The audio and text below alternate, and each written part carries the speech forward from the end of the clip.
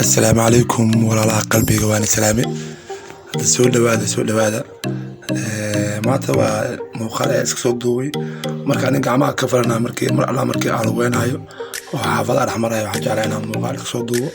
oo asxaabteyda la wadaago muuqaalkan marka wadooyinkan waa wadooyin kamid ah xaafadaha Muqdisho oo qadiimiga qofkii yaqaan qofkii xaafadan oo u baahnaa inuu mooto raaco lugta magaalada ayaa waxay ku tahay farxad maasha Allah dad badan aan wax duubayo oo dad Soomaali ayaa kor iga salaamayo weedin maasha Allah kor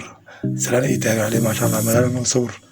dadka oo soo bandhig muuqaalada quruxda badan marka muuqaaladan qof kasta oo inuu markuu daawado waxa arkaya magaaladii hore oo quruxda badnayd qofkii magaalada ka tagay oo asxaabteyda waxaan ugu talagalay dadkayga Soomaaliyeed iyo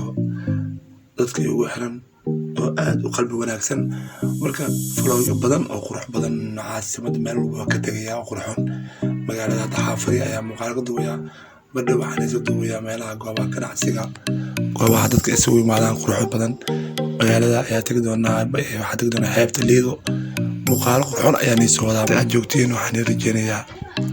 bash iyo barwaaqo iyo muuqaalkan hal sheer gareeyo